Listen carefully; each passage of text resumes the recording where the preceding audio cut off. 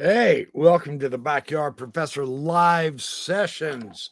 I have been outside charcoal grilling chicken, and it's 100 degrees, and I had my cloth over my head that was soaking wet to keep me cool, and so my hair is a mess. But I am doing a special live uh, today because I am off work and I have a few moments and I have an announcement. And then I also, hey, Elisa, yes, too hot. It is way too hot.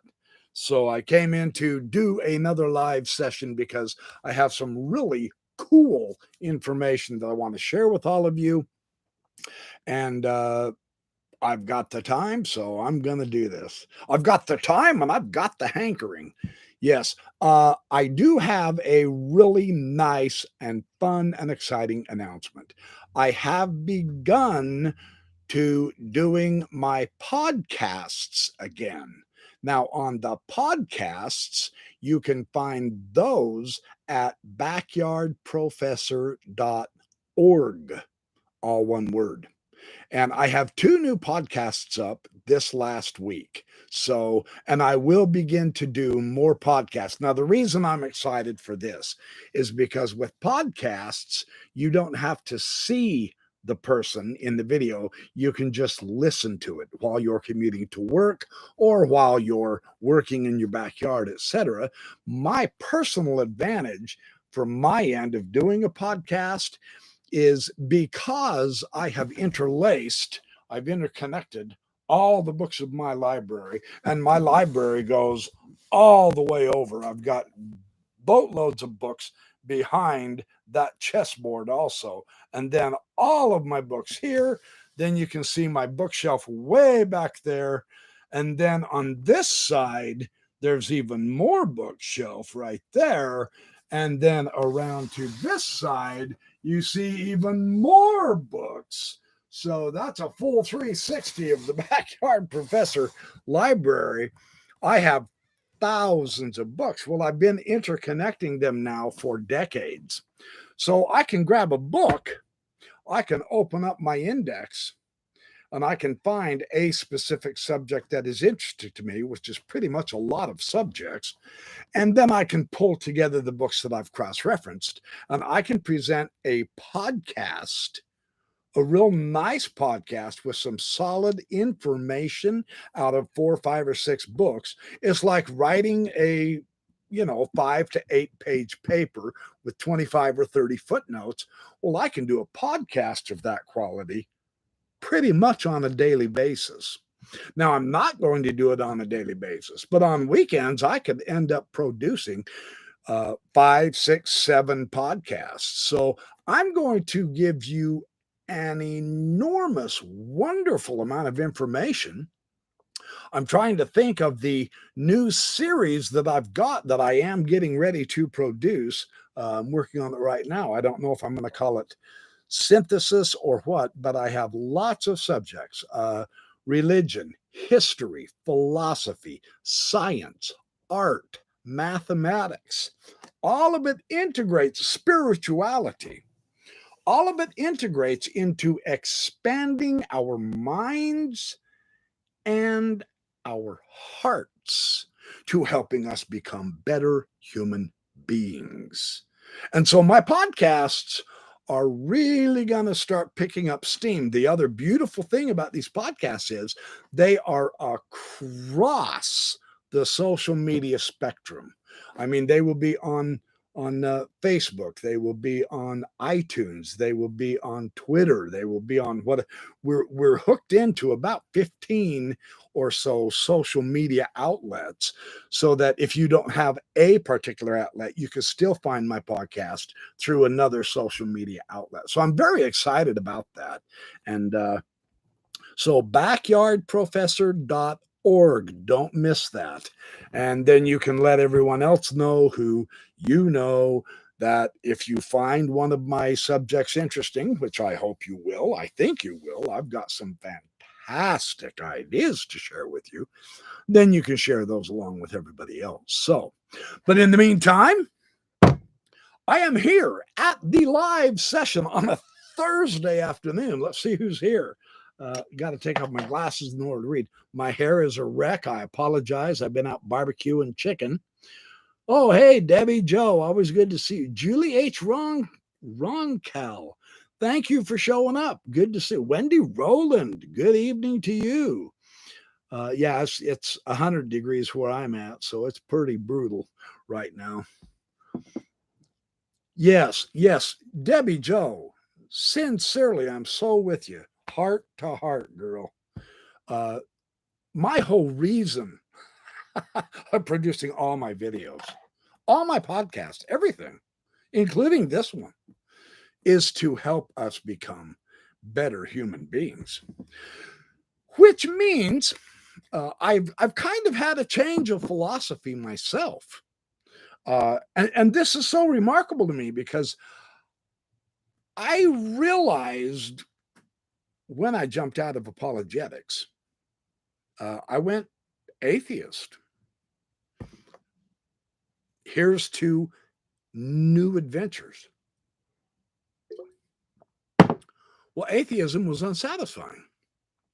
So now I see myself as, and honestly, the ultimate cosmic question, of course, none of us know. So realistically, if that's what we're looking for, and I suspect deep down that is what everyone's looking for, whether they admit it or not is irrelevant to me, then we are all agnostic seekers.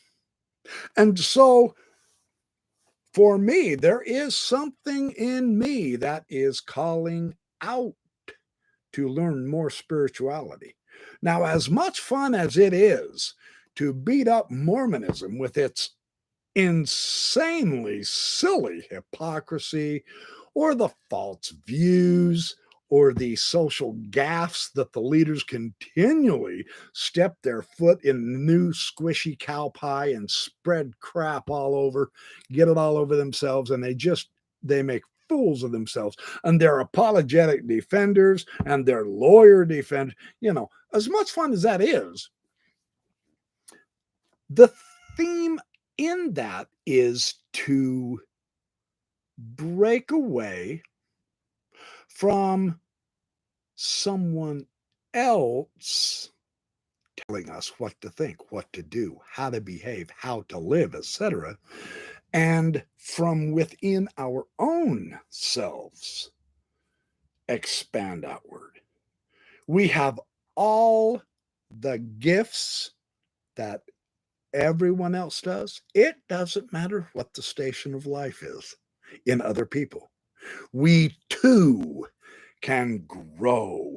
And in spirituality, in love, in hope, in grasping that not only is the cosmos bigger than we are, duh, but it's bigger than we can suppose.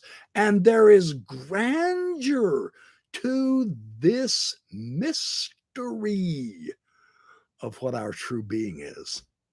Hey, that kind of stuff is fun for me. So not only do I like to kind of, sometimes, flick the Mormons on the ear and hassle them a little bit, especially when some of their actions cause serious problem for people. But instead of just always being a negative and a tearing down, I'm also enjoying the buildup, the expansion, the opening of our minds, the learning of new ideas out of fantastically good material. I've got Novalis and Thoreau and all of the great thinkers, Shakespeare and Dante, and all the philosophers. And so that's what I'm enjoying. And that's what I'm going to do most of my podcasts with. But I have every intention of intermingling them here with this live session as well. So it's fun stuff is what I'm trying to say. So, Joe Walker, how are you? Welcome. And JB maybe one, good to see you here too. Oh, Christian Bell. Yeah, no kidding. Isn't it great? Okay, I'm going to share with you, and I'm going to do this from reading just a little bit in this surprise live session. Don't forget, I will be here Sunday night. Realistically, I'm going to be here again. There's a very good chance that I'm going to do some live sessions on Saturday. I just want to make that announcement too, because I'm getting momentum and I am starting to enjoy this, and I'm really having fun. So keep your eye out for the podcasts as well as some live sessions on always, of course, my main Sunday night, 6:00. That's the baby. That's the one you want to see. Too. So, yes, Stoicism. The early Romans, the early Christians, the early Greeks, the late Greeks, the ancient mysteries. Yes, the Mithras materials, the Gnostic the historical Jesus. I've got all kinds of stuff like that I want to do live sessions here, but I also want to do podcasts on. So yeah, good. I'm glad to hear you're into Stoicism. This is good. That's an era that is so fascinating for all of us. And that is something I'll also be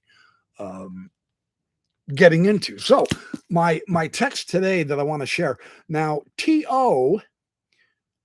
is the one that hooked me into this guy, the Lithuanian Metaphysicist, Algis Uzdavinys. Now, sincerely, he is one of the most impressive top 10 authors of my life, intellectual / spiritual / philosophical, that I've ever discovered. T.O. was correct. He said, I promise Uzdavinys will just thrill you. This particular book, Philosophy as a Rite of Rebirth. Not only is the title intriguing, the book is magnificent. It is a discourse on what philosophy is. Now, in our day, philosophers have acquired the reputation, because it is what they have become, is they love to talk more and more about less and less. And it has turned everyone off. Nobody really turns to the philosophers anymore. For one, I watch the Hopi and the Navajo Indian religious YouTubes. They are phenomenal. And the Hopis have it right. They do. We are too distracted. We are wandering about, wasting our lives because we have too many things that give us quick satisfaction, but not enduring satisfaction. It'll give us a quick thrill, the video games, our iPhones. We are literally becoming zombies because of our iPhones. We are too distracted away from the real entertainment and enjoyment, the cosmos. And so that's an interesting idea. Well, Uzdavinys shows us that one of our distractions is the modern interpretation, and not only that, but the modern use of philosophy has completely divorced itself from what the ancient philosophy for millennia was all about. Uzdavinys brings that back into play, and it's fabulous. Unfortunately, he died, I think he was 48. He died relatively young, back in 2010. In the process, though, he was able to get several texts out of his philosophy, of his fantastic research and keen insight, and I really like the guy. In order to introduce this, because I've already been cross-referencing a whole bunch of stuff, which is really interesting here, I want to read just a selection briefly from one of the other fantastic texts The shamanic wisdom in the pyramid texts by Jeremy Nadler. He got his PhD in Egyptology. Phenomenal text. I was stunned at his approach to the pyramid texts. And on page, oh, where am I?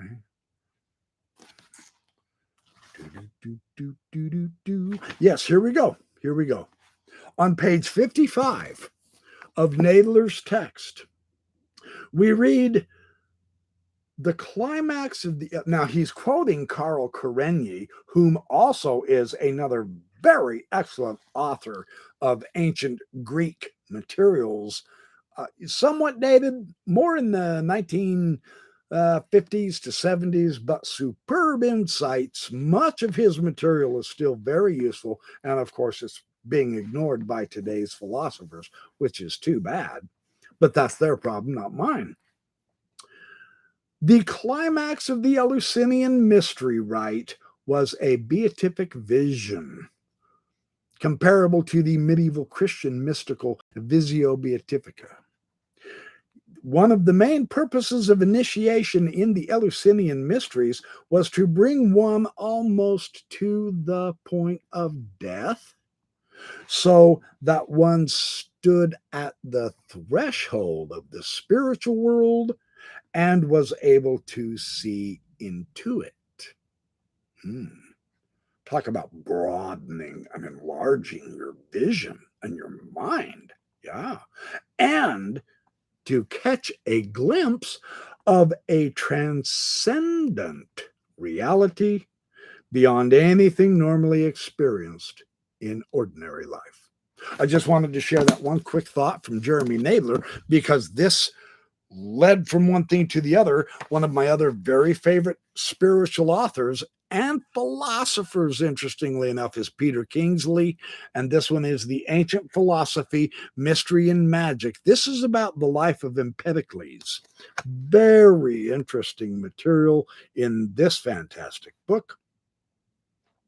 And he says that, oh no, where is it? Oh, did I put this on the, no way. Oh, no. This is it. Oh, whew. Had me worried. I'm just saying, it had me worried. So the Platonism, that is the philosophy from Plato,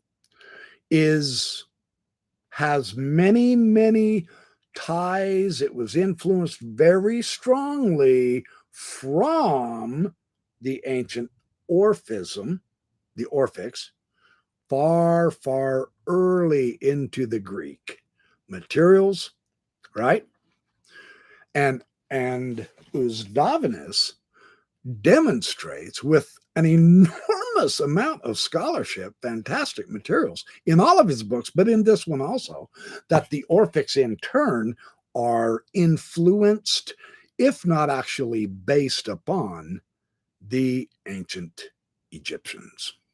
Now, I know modern scholarship really does not like knowing that the basis, the ground of our philosophy, the ground of our science and mathematics and chemistry and astronomy is also based on the ancient Egyptians.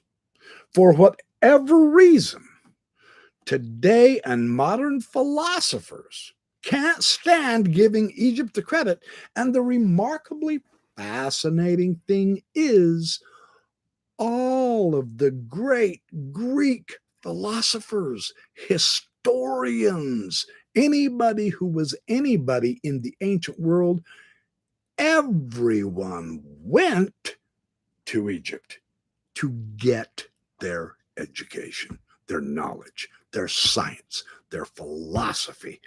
It's incredible. And yet today, oh, well, no, we can't believe what they said. Why not? Well, because we don't We think it started with the Greeks. Now, there is no question that the Greeks, in their true magnificence, not to cut anything away from their phenomenal achievement, claim they got it from the Egyptians. So this is a remarkable kind of a tit for tat, an argument, and this is actually the course away from the ancient understanding that unfortunately our modernity has taken a left turn somewhere and we screwed it up. Here is what Peter Kingsley says. Plato in the Republic describes the wise woman and the wise man in this fashion.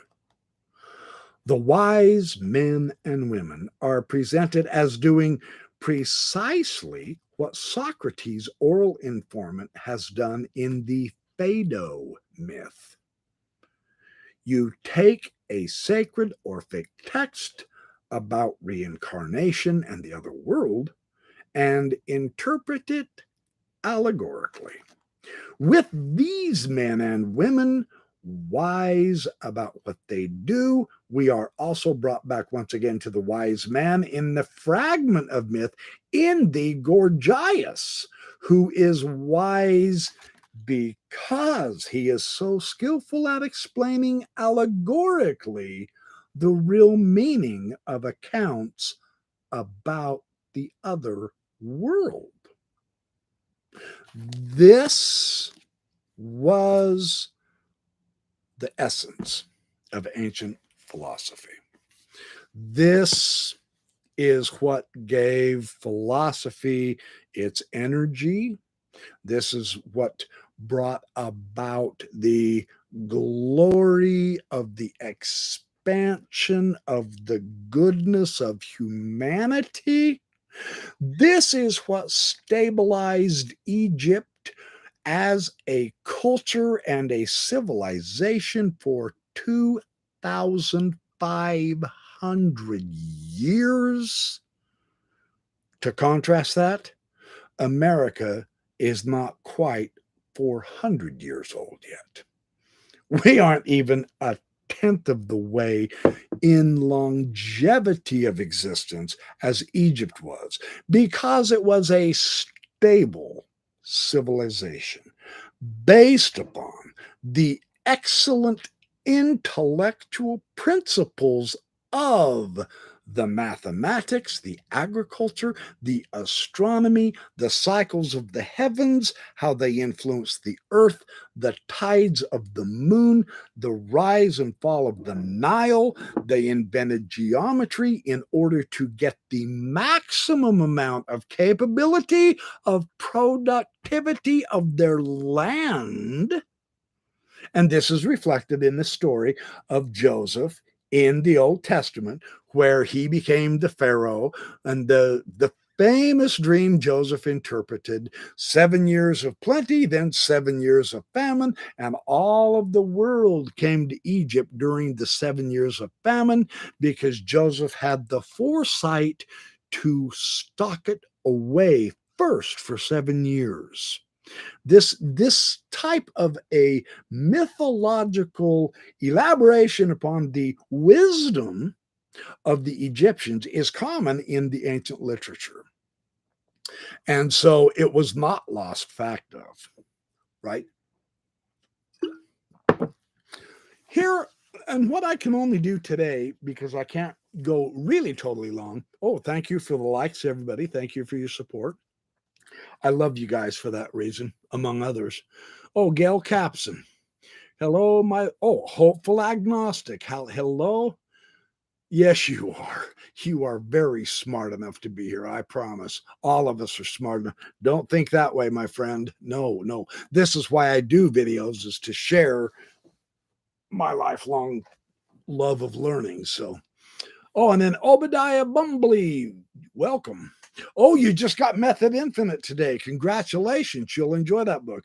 I made a couple of videos last weekend, like 9 of them, interviewing the authors and other Masons on that book. And I'm nowhere near done with that. I'm just sharing some ideas on philosophy. I will read a little bit of excerpts out of this book just to give you a feel for it. Every page of this book has fantastic insights and materials that I will eventually elaborate on both here on my live sessions and in my podcast on backyardprofessor.org. I know I don't want to be a broken record to those of you who are already here, but there's been some new people. But my podcasts are going back up on backyardprofessor.org. Please view those. I have 2 new ones, and I will begin producing many, many more on page IV in the introduction. Now, instead of asking, what is philosophy? One should perhaps ask, what kind of contents? So, in other words, what kind of mental activities or spiritual dimensions, methods, what kind of attitudes, practices, or even behavioral and ritual patterns may be subscribed under the name of philosophy? When understood in the ancient sense, here's the ancient sense of philosophy as the way leading to wisdom. Philosophia. Philosophy. Philo is the love.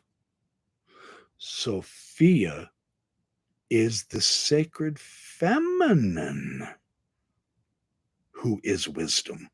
And this is caught in the, not only in the ancient wonderful texts of the Jewish Kabbalistic texts, the Zohar especially. Oh, man. In the Zohar, actually, wisdom, who allegorically now, in the spiritual cast of the Jewish understanding, she is the wife of God. And William Dever talks about her in his book, Did God Have a Wife? And he answered that in the affirmative. And Raphael Patai, the other Jewish scholar, where he shows that wisdom became the Shekinah, the Spirit, the Holy Spirit of early Christians was the divine female, heavenly mother, if you will, or the sacred feminine, which covers exactly the same broad eternal basis of the full half of reality, which patriarchal tradition stubbornly continues to not pay attention to. And it is entirely to their loss and detriment, because, like the Chinese, yin and yang, you must have the two opposites in whatever, hot, cold, up, down, stupid, smart, wet, dry, clothed, naked, whatever. Because they all have to go back to unity. And in our brain, left brain, right brain, one has feminine attributes, one has masculine attributes, and it is the unification of the consciousness of both spheres, hemispheres, within the brain that leads to higher intellectual capability, higher spirituality, a further opening up of expanding our wisdom, Philosophia is that path that opens us up, mind, heart, guts. I love Mark Passio. I've discovered a new guru, Mark Passio, on YouTube. And he talks a lot about these principles. Fantastic to be bringing in some of his materials into my podcast, definitely. So this is really important. You notice the range, philosophy is about intellectually talking about reality. That's more or less today's myopic understanding. That's a small sliver. That is not philosophia. Because talk cannot alone lead us to wisdom. Yeah, we've got smarts, we've got intelligence, but we need wisdom. Why do we have smarts? Why do we have the intellectual, but not the feeling, not the heart? Because the feminine side in every human being of our brains, we discard in order to deal with the logical, rational, objective, which is male dominated. Now, that is not to disparage that. It must also be a part of our repertoire, but not without the feminine also. And I've got a whole lot more of that I will talk about in my podcast. I'm getting off my subject because I'm kind of giving you hints about my up and coming podcast. I'm working on a series of podcasts on just this subject. Fantastic subject. So let me keep going now. I'm getting preachy. I don't mean to, but on the other hand, yeah, why not? Someone's got to preach. I'll preach. Preach it, BYP. Yeah, baby. Is Mark Crispin here yet? Oh, he's probably working. He's probably going to be mad that I didn't let him know, right? So the main task, that is the principal point concerning philosophy, remains essentially the same: to change perverted human nature, to transform it, to eventually leading it to happiness and to a restored divine identity. He just puts it right there. Fantastic. That's one thing I love about Uzdavinys. And he's on page IV of the introduction, and he gives us another 326 pages of exposition of all the ancient philosophers from all of the ancient different cultures. It's a magnificent text, man. It's a terrific exploration. I love books. I can't help it. I'm a nut job, okay?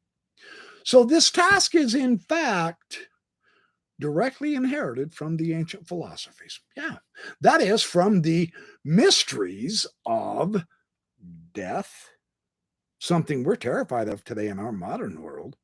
And that's why we're so kooky, because we fear death, which philosophy can solve the problem of if we would just wake up, right?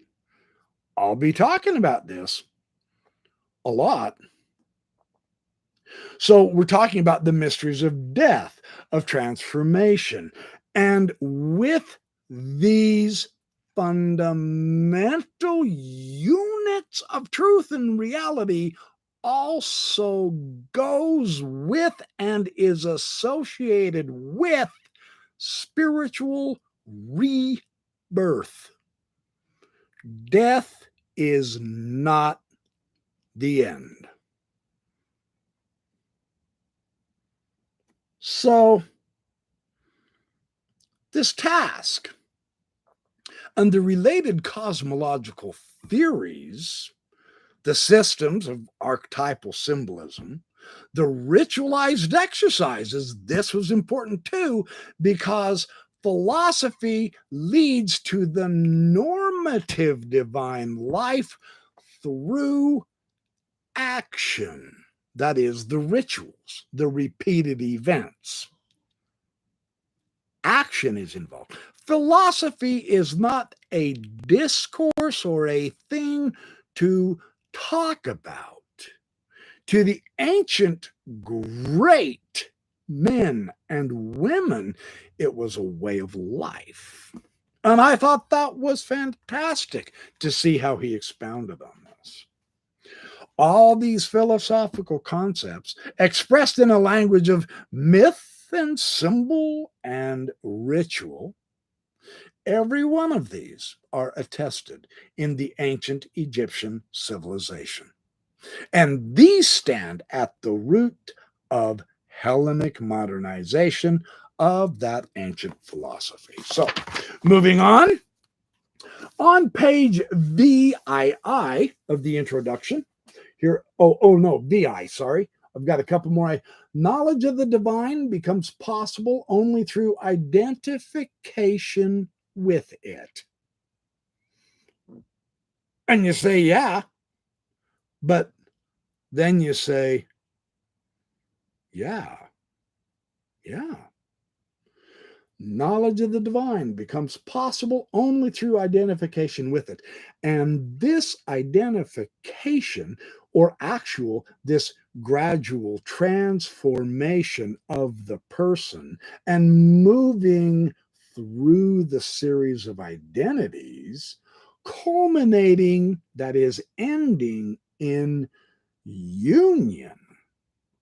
This is the ultimate goal of the Egyptian philosophical view of life. This is a path, and that implies purification, correct performance of hieratic rites, moral perfection, contemplation, and knowledge, which proved to be the main driving force of illumination, of alchemical transformation, and restoration of one's true divine identity.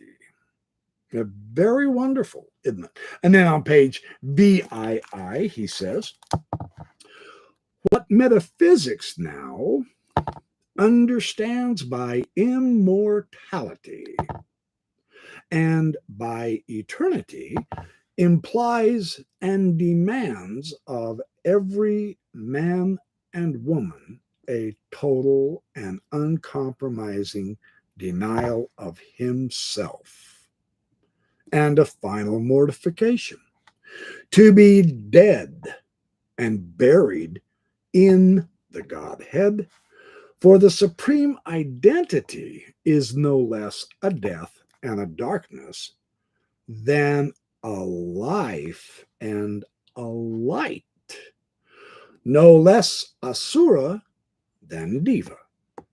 And this is what we understand to be the final purport of the first philosophy.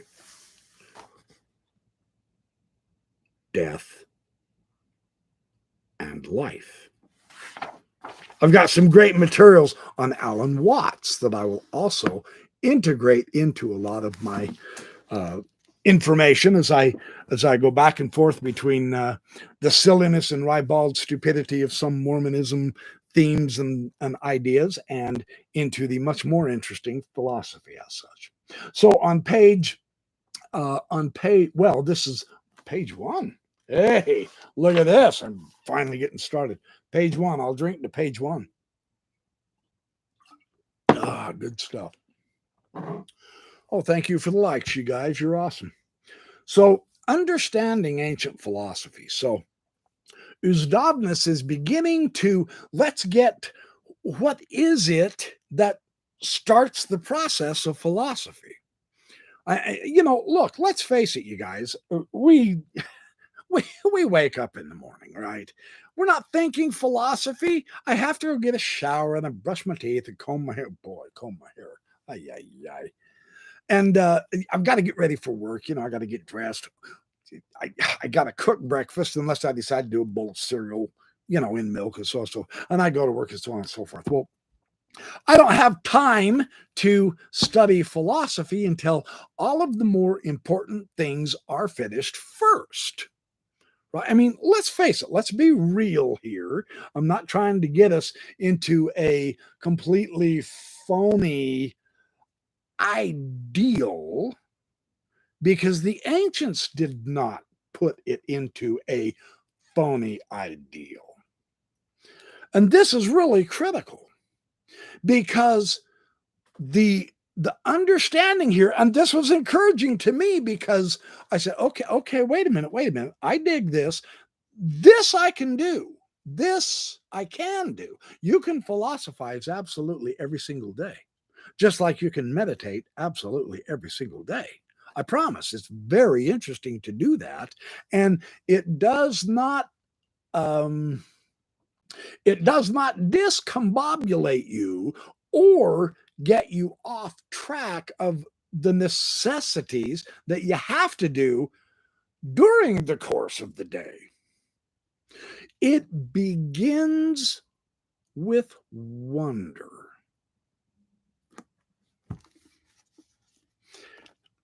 And from here, I knew I was really going to love the book.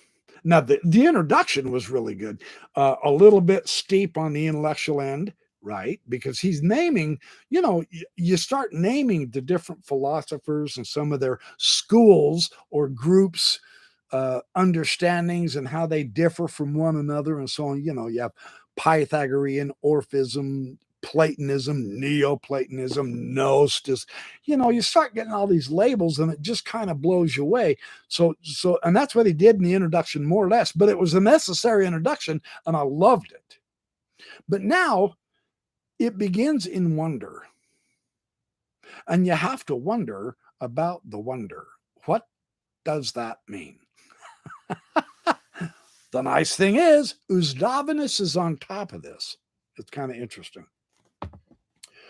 Well, one must be careful first off in thinking that Philosophia first appeared with Pythagoras. And again, and he reiterates this, in my opinion, very properly so. Pythagoras, who visited all the Egyptian priests, acquiring all the wisdom each of those priests possessed, and this is according to Iamblichus in De Vita Pythagorica.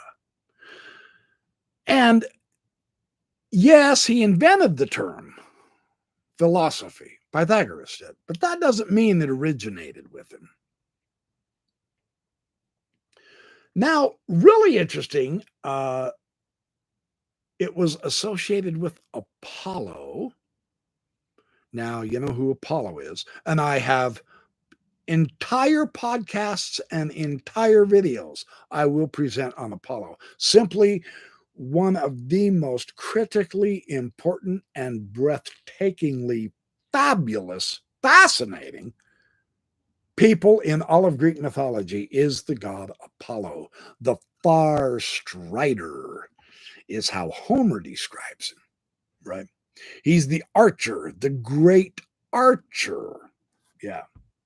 So this consists in a purification. And the reason why, and now when we say purification, you say, well, yeah, that's good. I'm on it because every morning I go take a shower or a bath.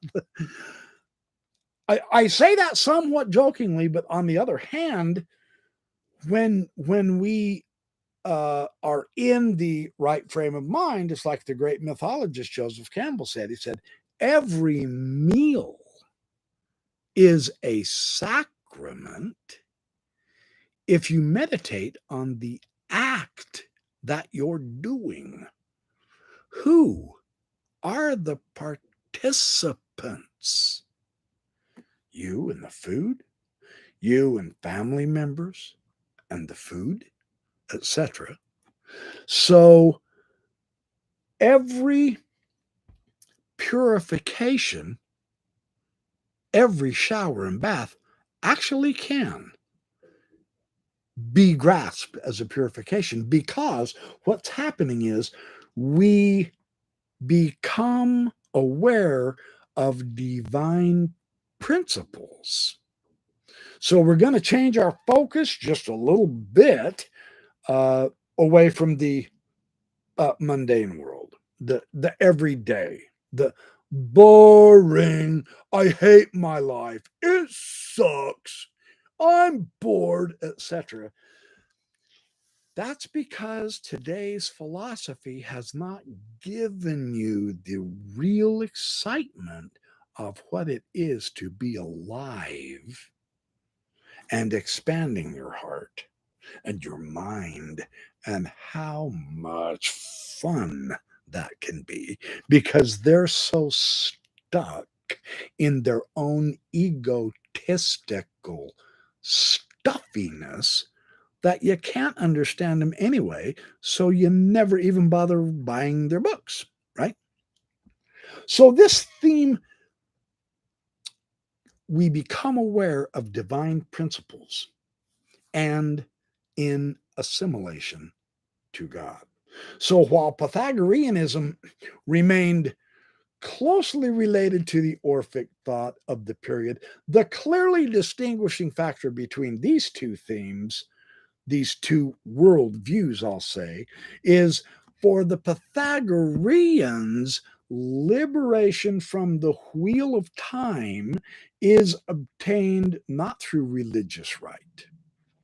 It's not obtained through organized religion at all, according to the Pythagorean view. It is attained through philosophy, or, and this is the point of my previous little obfuscation earlier, or the contemplation of first principles. Just recognize what you're doing. Put it into your heart and your mind that it is potentially a holy act that you're doing. And here's kind of an interesting concept that I've been trying to practice somewhat, and it's beginning to work. It's really interesting how it's beginning to work, because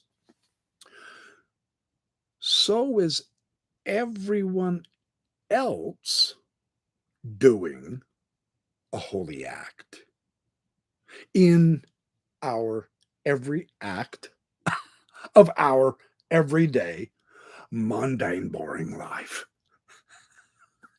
And you go, impossible, dude. You're off your rocker. Now, just bear with me. Just give me a couple of minutes here. when you can shift your mindset just a little bit, everything takes on a new significance, and it really starts getting fun. I'm just saying, it's really interesting. So let me keep reading here for just a minute. So philosophia is a form of purification. Now, remember, purification is a contemplation. So what we're going to try to do is we're going to try to give ourselves a purification, which means you shift your perspective just a little bit.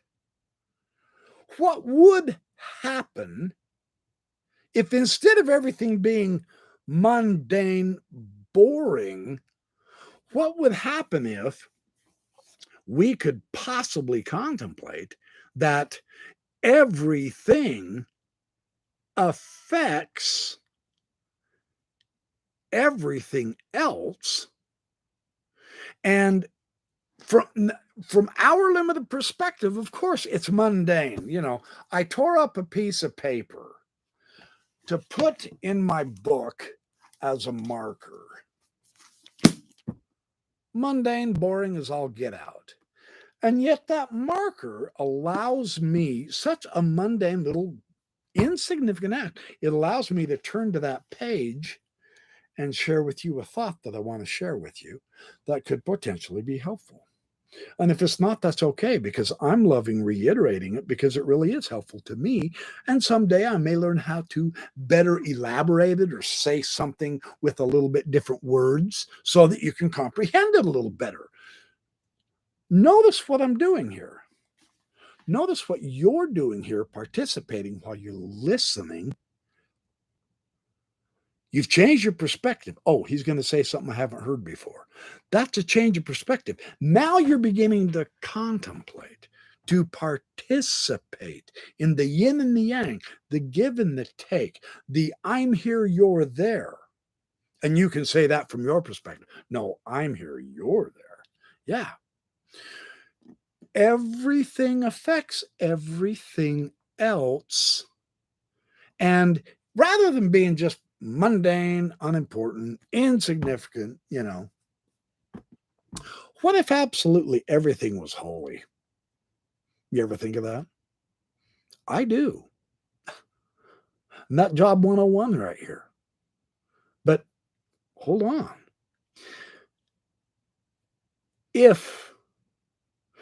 And I'm going to say it this way just to kind of break you into this. There's better ways to say it, and I will do so in the future. In fact, it might be on one of these marked passages that I've got that I want to read to you. What if God really did create everything? And okay, and let's just say for just the sake of the discussion, not that it has to be, but okay, what if Joseph Smith got it right? Because there are ancient precedents to his idea that no, God is not a creator. He's an organizer. All right, so that might just be, worrying about small stuff. Okay, God's an organizer. He organized everything. Doesn't that make everything holy, including us? And so, whatever it is that we as an organized thing, an organized entity, physically, right now, I've got hands, a nose, so on and so forth. What if, as organized things, we really were all holy? And that would mean stuff that we do is actually all holy. Just explore by changing your perspective, and sometimes you can come up with really interesting insights. That's what Uzdavinys did for 320 pages in his book. That's what I love about Uzdavinys. So anyway, moving on, man. Okay. Yeah, I'm never going to get through this. How long have I been? Ooh, almost an hour. Woohoo! Okay. Hopefully I'm not wasting your time. I'm not wasting mine, because this is a great review for me. I hope you're enjoying this. Page 2 now. If human wonder, now this idea of human wonder when facing life and death, divine glories and terrestrial miseries, is the true origin of philosophizing, then this sense of wonder is the mark of the philosopher. Philosophy indeed has no other origin, and he was a good genealogist who made Iris, daughter of Thaumas. Then just take a look around. This is Plato talking in the Theaetetus. It says, then just take a look around and make sure that none of the uninitiated overhears us. And I mean by uninitiated, the people who believe that nothing is real save what they can grasp with their hands and do not admit that actions and processes or anything invisible can count as real. So here, Plato is clearly saying that philosophical wonder is wonder raised by things that are real and things that are invisible. In other words, the forms. The intellectual, the Greek word is noetic, the noetic realities. And this, quote, miraculous, unquote, philosophical knowledge regarding the ascent to the intelligible realm is not arrived at or learned at random, but it constitutes the essence of initiation. And that's why they emphasized this philosophia as a practice of life, an initiation of rebirth, because it changed your perspective of everything, not just yourself. You need that, fundamentally so, but you also need to change your perspective of absolutely everything else as well, right? So on page, oh no, I'm going to skip that. I have so much of this stuff I want to share with you. I'd love to just read this whole doggone book to you out loud, but this is kind of a fun way. So page 6 now. Philosophia is a method aimed at the elimination of irrational fears, ambitions, and passions, at transformation and recovering of our essential identity. It requires the aspirant to act in a pious and holy fashion, realizing that all initiations and visions are conferred on intellect by the hidden powers within the immense temple of the gods, which is the universe itself. So you can see how they sweep out into the magnificent cosmological context, which, of course, by fiat, by law, has to be invisible to us because we simply can't see the hugeness of the cosmos. It is invisible, but that doesn't mean it's not real. I mean, the overall giganticness of it.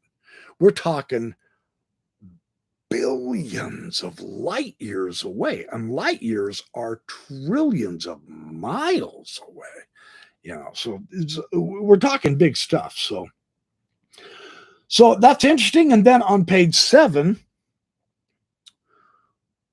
moral and ontological. Now, ontological is a fancy philosophical term that makes you sound like you have an IQ of 220, but you don't, right? Ontological is just basic, what's real, right? But you got to use some kind of a fancy word to make yourself seem like, whoa, I am so sophisticated. So, all right. So, moral and ontological self-knowledge. Now, who am I? Know thyself is what the Delphic oracle. I mean, that was on Plato's Academy on the top of the door entering his school. Know thyself. Well, this has to precede all spiritual progress in the philosophical discovery of the hidden truth. If actual knowledge has to start with your heart and your mind, or you're just a blob of jelly, right? So that's an important basis of the ancient philosophy, right? So flipping over to page 11. Oh, actually, page 10. Yeah. Real knowledge about divine matters. This real knowledge about divine matters cannot stem from discursive human reasonings.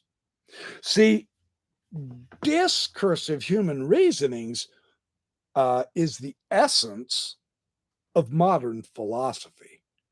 We talk, we argue, we rhetorically crush our opponent in a logical demonstration of how great my mind is. It's a discursive. You're discussing back and forth. I say something, you say, no, that's not true because of this particular kind of evidence. It's what I've been doing in my videos when I argue against a particular archaeological discovery that a Mormon claims supports the Book of Abraham or the Book of Mormon, right? It's a discourse, it's a discursive back and forth, right? True spiritual knowledge cannot be discovered that way, however. Why not? Well, it may only be sent from above. According to Plato, the greatest philosopher, he's saying that. You go, wow, that's pretty heavy. From the realm of ideas. You know what the ideas are. Okay, let me do a quick, I promise I'll. The idea of a bottle.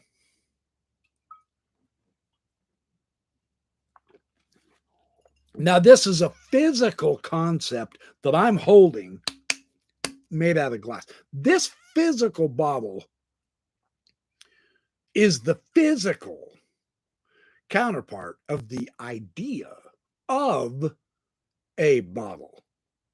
But bottles can come in any kind of shape or size and even material now, interestingly enough. It does not have to be this exact shape, color, size, or function to be a real bottle. The idea of a bottle is the objective reality of all bottles. It's the concept of bottle. That's the realm of ideas. From Plato. This is Plato's theme of the ideas. Or actual knowledge of the spiritual realm has to be revealed by the divine intellect to the human intellect as long as it is purified. This is the aim of the philosophical exercises and able to receive a glimpse of the supreme light. So for the true philosopher, as Damascius maintains, it's not enough to be skilled in the externals of philosophy or concerned with the multitude of theories and brilliant syllogisms. If a person inwardly barren of soul, remember, philosophia is the love of wisdom, not the appearance of it, right? You can't, if you're faking like you love wisdom, then that's what this guy's talking about. It has to be the real inward. Otherwise, it's not actual.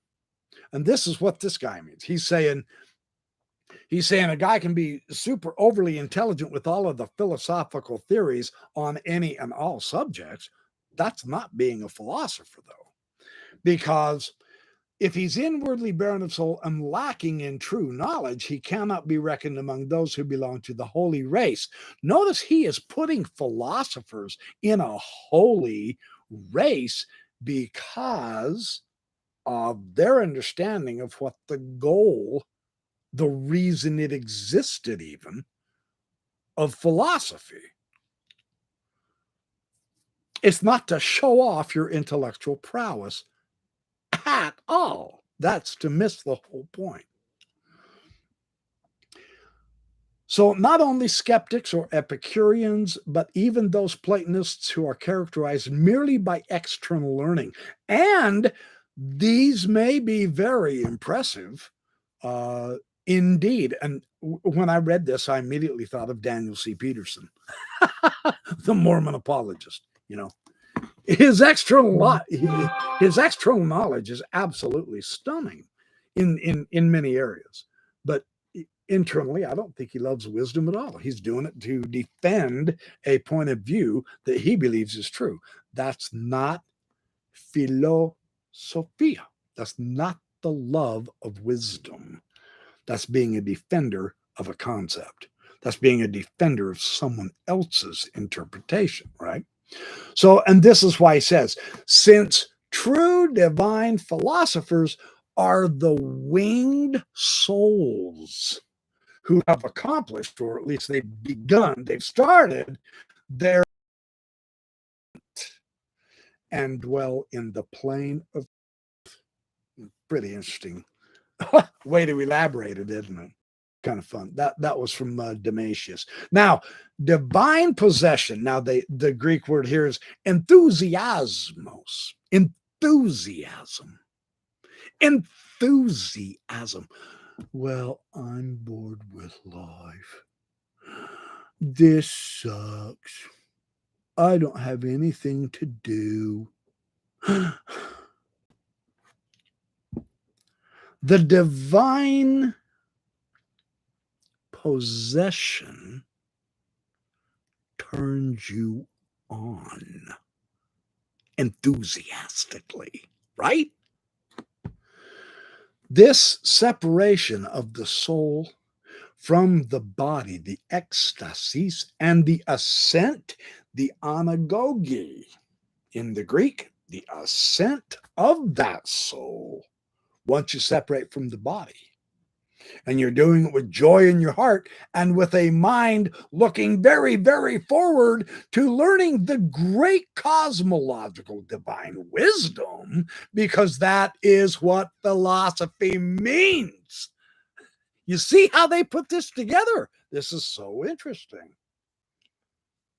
And the realm of the divine, those are what are required for philosophy. Okay, let me keep going. I'm going way too slow. I apologize, but this is fun stuff. Come on, it's fun. Oh, okay. Page 12. Now he's going through. See, he's been with the Greeks, right? And then he jumps with the. Well, he actually started with the Orphics. He started with the Egyptians, but now he got to the Greeks. Now he's coming up to the early Christians, right? And with the early Christians, Justin Martyr, in his dialogue with Trypho the Jew, says philosophy is really the greatest and the most honorable thing man can possess, because it alone brings us to God and unites us with him, and truly holy are those who apply themselves to philosophy. So being the knowledge of being, philosophy is the knowledge of being, he says. Philosophy is the knowledge of God, of what is true and what truly exists. Remember, Plato said what truly exists is in the ideas, the realm of the ideas.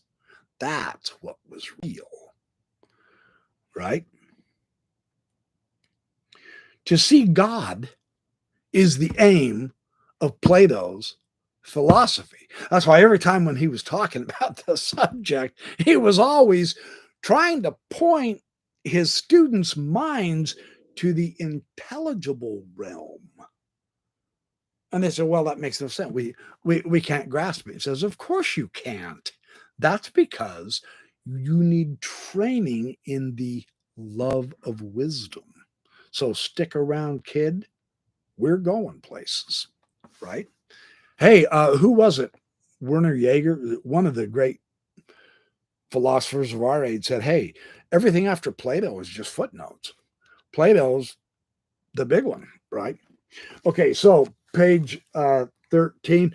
Oh, and then Clement of Alexandria. Now, Clement of Alexandria is arguably one of the most important early Christian philosophers forever. If you can get a chance and you can get, I've got the McDonald and the Donaldson. I think it's McDonald and Donaldson early pre-Nicene Christian fathers, the early church fathers. I've got their translation of them. It's like 49 volumes. It covers the entire length of my living room upstairs, man. It's gigantic. But Clement of Alexandria is in one of the earlier ones. If you can get that stuff, you need to read it. He's pretty good. Well, he claims that Pythagoras was the disciple of Sanchis, the highest prophet of the Egyptians. Plato was the pupil of Seshnupis of Heliopolis, one of the priests of the ancient Egyptians, and Eudoxus, the Cnidian of Chonupus. Pythagoras is claimed also to be a pupil of the Assyrian Zarathus and even of the Indian Brahmans. Very interesting there. So he's sharing their heritage, their line. Oh, this is pretty good too. This is pretty good too. On the Pythagorean, well, in the Enneads, hold on. I got to back up. Okay.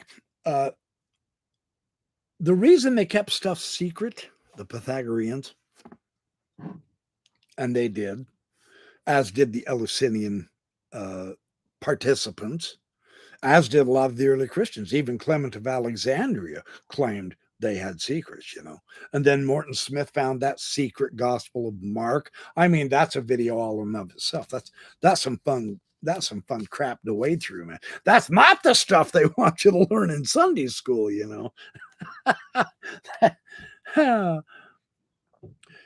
The theme here is to provide a spiritual method and guidance in order to actualize the world of ideas. They're designed to heal and to transform the soul. So, spiritual masters and healers who not only provide a means for purifying the soul, but they show the way to regain. And this, again, is a major theme in the ancient philosophia, to regain your true identity and immortality. This is the ultimate aim of the Pythagorean philosophy. Well, it was Plato's. Well, it was Neoplatonics. It was the Gnostics. You starting to get the point? Yeah, it was the Orphics. It was the Egyptians. It was all of the ancient philosophies. Right. Yeah. It's not that today, though, is it? Somewhere along the line, man, today's philosophy got derailed and they just bore the absolute hell out of us. When we're talking about an eternal cosmological self-knowledge in our hearts and minds, how we're connected to the cosmos, etc., this is real interesting stuff, at least worth a look into. The ultimate aim was to get your true identity and immortality, not simply doing science and studying mathematics. The Pythagorean philosophy, he's the one that said everything is number. And you've heard about the tetractys, the one on the point, then 2, 3 below it, then 4, 5, 6, then 7, 8, 9, 10, all in a triangle, stuff like that. So you say, oh yeah, he's playing stupid, dumb, childish mathematical games. If that is how you view that, then this is one case where, remember earlier I said, if you'll just shift your perspective just a little bit, a whole new world of knowledge will open up to you, right? You know what the old saying is, change your attitude, you change your life. Literally, I'm serious. Change your attitude, and you really can change your life. Fun stuff. So anyway, our concern is not to be free of sin, but to be God. I'm going to read that again.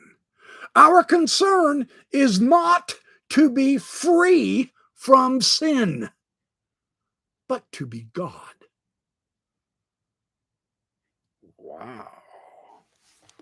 Now already you can see this is way above Mormonism. Mormonism focuses on the sin and your worthiness so that they can maintain control over you. These guys didn't give a flying flip about any of that noise. That's just fun stuff. This is really interesting. So let me go on. I've got to skip a few things here. Okay, this is pretty good too. Oh, hey, Herodotus, the good old historian, our historian Herodotus. Now, he says the so-called Orphic or the Bacchic rites are really Egyptian and Pythagorean. He says that in the history, second book, 81. In both cases, the attaining of wisdom and salvation and enlightenment is accomplished not through discursive reasoning and the cultivation of sciences, but through the inner passage. And what this is, the inner passage is when we can unite the heart and the mind, and we can have our ascent up. This is the theme he's talking about. So, and what this does is it leads upwards to the royal crown mounted on the sacred pillar, the spinal column of Osiris, and this is the Egyptian god of the what? The dead. His column was the Jed column. His backbone was the Jed column, right? So this is big. This is the axis mundi. This is the connector of the worlds between the world and the heavens. See it as allegory. See it as symbolic, not literal. Forget literal. You're going to miss the whole idea here. This is pretty damn good stuff when you don't go literal, you know. So this ladder, he says, is a theurgic ladder. You rise up on the ladder, which is the backbone of Osiris. And where are you going? To the goddess Nut, who is the heaven. Notice where they put the sacred feminine above in heaven. That's really important because there's three realms. There are three realms in the ancient mythology of the cosmos. Up, here, and below us, right? Heaven, earth, and the underworld. The ladder of Osiris, which is his backbone. Now, he's the god. He's the one that is in the coffin, right? So he's in the underworld. His backbone stretches from the lowest tier of the cosmos all the way through earth where you are, and then up to where Nut, the goddess. It connects all three levels. And in all the philosophies, the cosmos is a tripartite cosmos. And Wolfgang Smith is big on that too. I've got some great stuff on Wolfgang Smith I'll share with you. This ladder is the way towards union. Not only does this silly symbol, this ladder, starting in the underworld, it comes up to this earth, and then we grab on the rungs and we ascend to the heaven because that's where it goes. So it's connecting the three cosmological realms, but then us, the humans, the mortal, we climb what? The backbone of the god up to where? The heavenly goddess. And not only is the cosmos united, but so are we and the deity. Get the sense. Don't worry about the literalness. This isn't meant to be literal, and yet it's really capable of happening. Right? We're just looking at the symbolism at this point. So that's more. Oh man, an hour 19. Okay, I've got a couple more items I want to share with you. Oh, crap, man, this is good.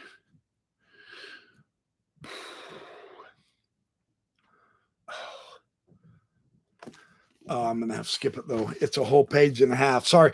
I will make that.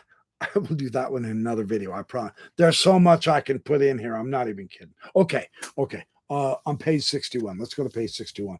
Since philosophy concerns the contemplation of realities, the ta-onta, see the ta-onta, that's the ontology. That's the fancy word, the fancy philosophical word that makes you think like, whoa, he's got a high IQ, man. He uses big words. The ta-onta is the reality. Ontology is about reality, right? Like biology is about life, so on and so forth. Theology is discourse on the gods, right? So, since philosophy concerns the contemplation of realities and elevating knowledge, which prepares the soul for the divine vision and the reunion with the archetypal principles. Now, what did I just say about the reunion of the archetypal principles?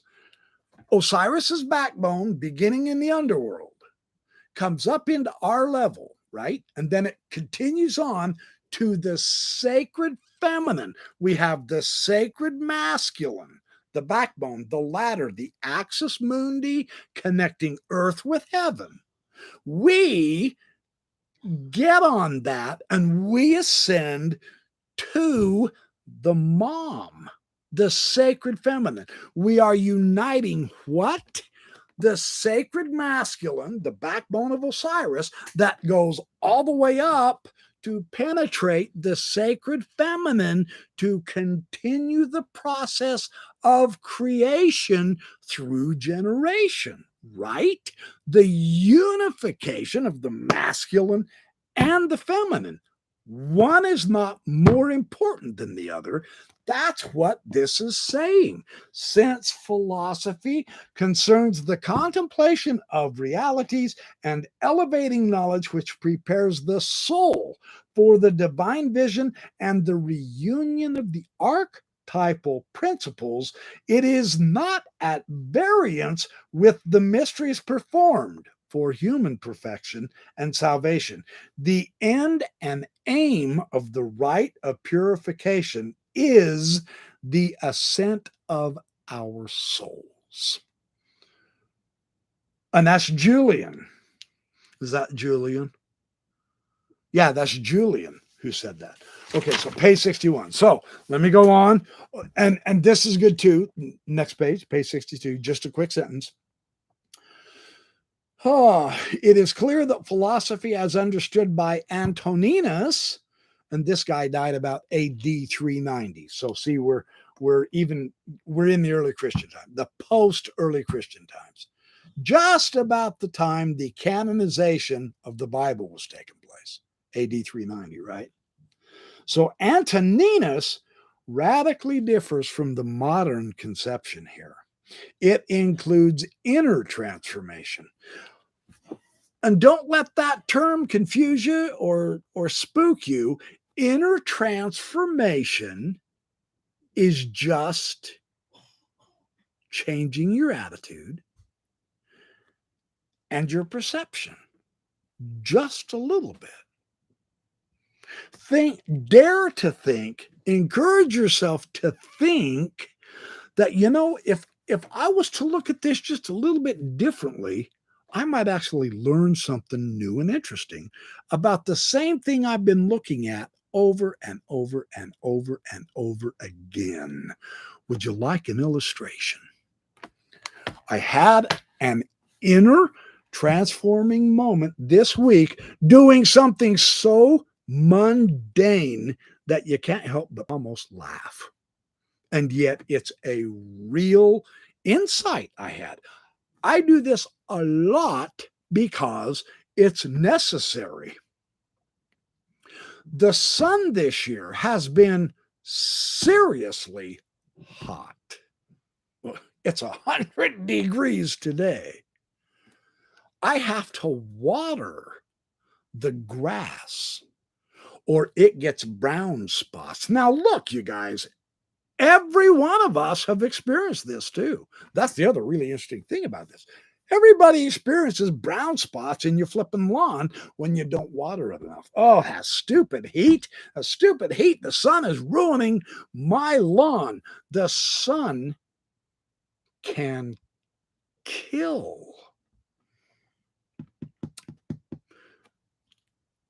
And yet the sun also gives life. Without it, ain't none of us going to be here. Nothing is going to be here on this planet that's alive, right? So is that a paradox? Well, sort of. With a context, you can kind of get the theme that the sun is my enemy. I hate the sun. No, you don't. You don't hate the sun. You acquire, you explore, you use a context to where the sun provides you food because you water the garden. You water the lawn. And what we are doing is this insight I got this week, actually. I am actually performing magic. It's alchemy for real. I mean, real alchemy in the physical, literal plane of my existence, of your existence. We do real alchemy because what we're doing with the hose that we turn on and we're squirting and spraying the grass to turn it green, we are spraying star stuff all over star stuff that just happens to be dead and brown. Through time, our spraying H2O, two different elements combined in such an interesting, magical way as to produce the liquid of life for us, the grass, all the animals, all the plants. This is mind-boggling that just that liquid, without it, you die. And just in 3 or 4 days. With it, you live. You squirt it, this star stuff, you squirt it onto the star stuff. We see alchemy because the star stuff from the sun, photosynthesis within the plant produces the chlorophyll, gives that thing life, which the animals, which are more star stuff in a completely different form, on a completely different level from the plant, it will consume that plant, and that plant, through the photosynthesis from the star stuff that the sun is made of, that plant gives us life. And so does the other star stuff, water, right? So water and plants, it's all from the stars millions of light years away, billions of years ago. And we can utilize the star stuff to make other star stuff alive, which keeps us alive, because when we eat and we digest that, we are chemical factories, alchemical factories of star stuff from the cosmos. It's keeping us alive. It's giving us our life.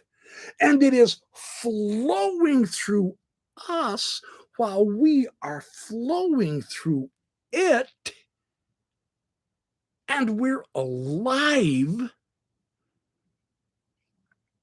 That's real alchemy. That's magic. That's existence. Fun stuff. And I so hate watering this damn lawn. I've been watering this lawn all summer and I keep getting brown spots. This sucks. I would rather go play my video game, or I want to get in my car and go to the movies, or I want to go shop for a new pair of shoes. If you just change your perspective a little bit and understand, because why? We love to learn. We love knowledge. We love truth. We love wisdom. We are philosophers. So I was asking myself as I was watching that magnificent star stuff arc in a graceful, long, beautiful arc onto that brown patch on the grass.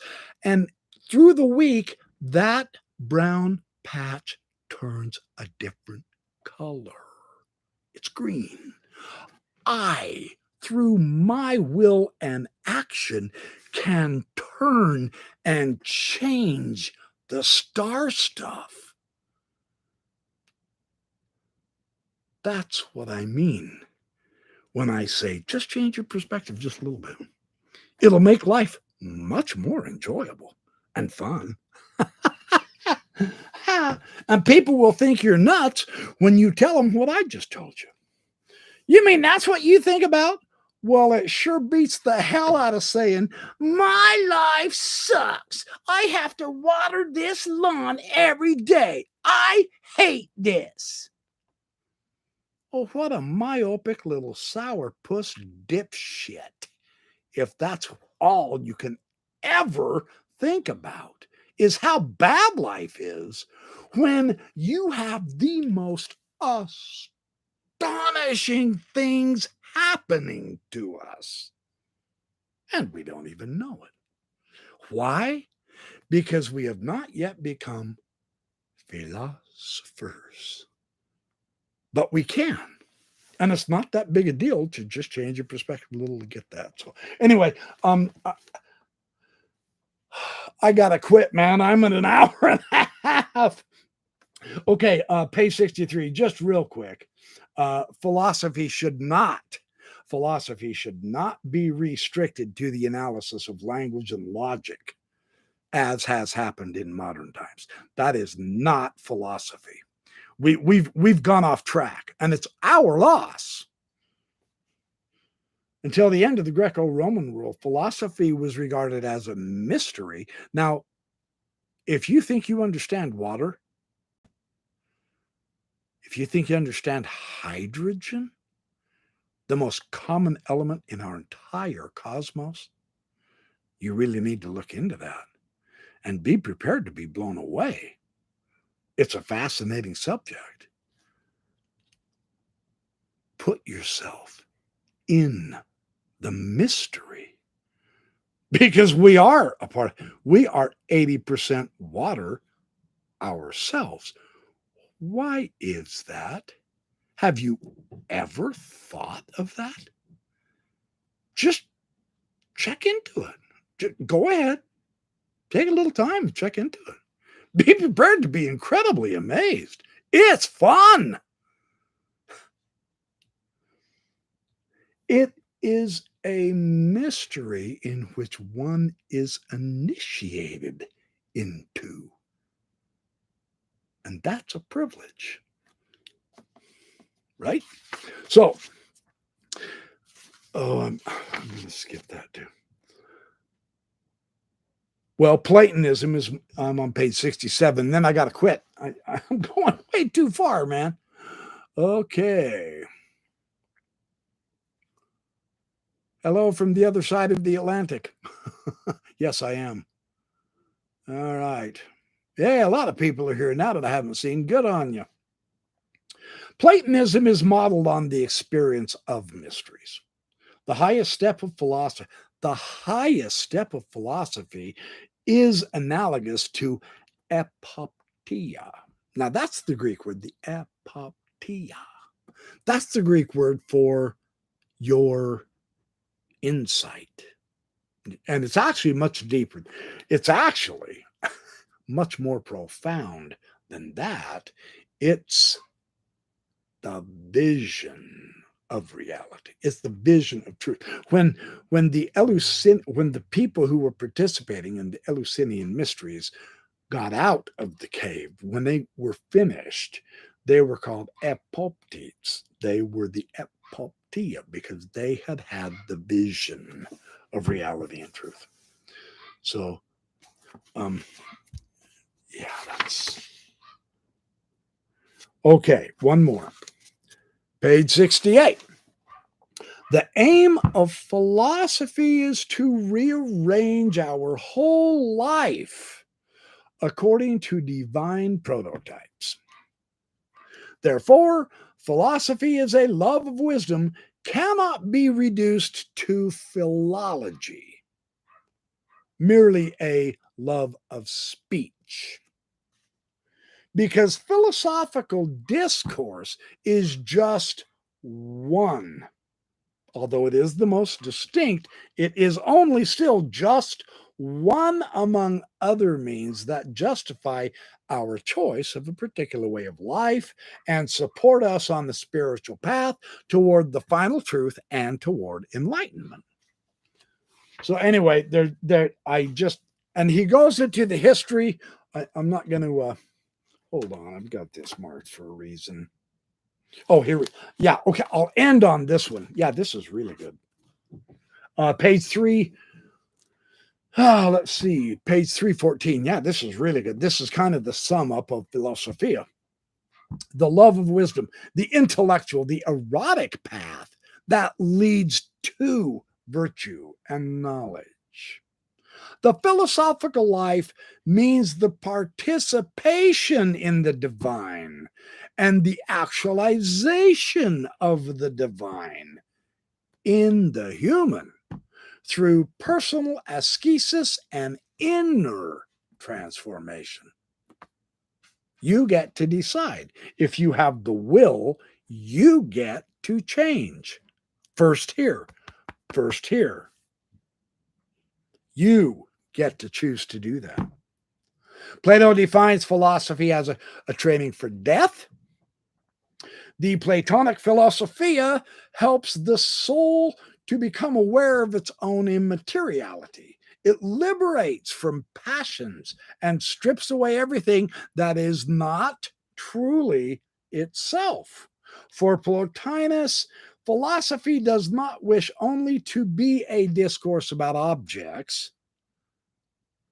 but even the highest, if it wishes, actually to lead the soul to a living, concrete union with the intellect and the good. Boy, there's a philosophical discourse for you, right? So anyway, I just wanted to give you this introduction to Uzdavinys and say hi to you real quick. Looks like there's quite a few people here. A few. Not, oh gosh, thanks for all the likes. That's awesome. So, Mark Austin, every second is a revelation. Nice approach. Change your perspective. Every second is a revelation. So wouldn't you want to pay attention to every second? Because there's something that's going to be shown to you. The question is, do you have the eyes to see? Changing your approach, changing your perspective can do that. That's actually amazing when you stop and think about it. Seriously. It's fun, man. It makes life fun. It makes it worth living, right? So, okay. Oh, Richard Peckjack. Good to see you, my friend. Haven't seen you for a while. Oh, Mormon Yeshiva, welcome. Yeah, I know. And I'm out of time right now. We will get together. I know it looks like I'm constantly putting you off because I am constantly putting you off. I don't mean to. I'll drink to my friendship with you. But I have to go watch The Matrix tonight. I'm going to watch The Matrix trilogy plus the new one. And I am going to do some podcasts on it. Again, while you're all here, let me just say the backyard, or I should say backyardprofessor.org. I am beginning to do more podcasts. I have 2 new podcasts up. I will be able to share many, many more of those with you. So enjoy those. You can listen to them while you commute to work, while you clean the yard, or while you're taking a walk, or while you're trying to go to sleep. I should be able to put you to sleep within 10 seconds. So I will be the cure for your insomnia with my podcast. So anyway, okay, I'm going to go. Lashram, welcome. I'm going to head out, and I will, and don't forget, okay, now tonight's Thursday. I probably will do a few podcasts on Saturday and during Sunday day, but don't forget my Sunday night, 6 p.m. also. That's definitely on the, down the rabbit hole we go. Yeah, isn't it fun? Richard Petchak, that's the way it is.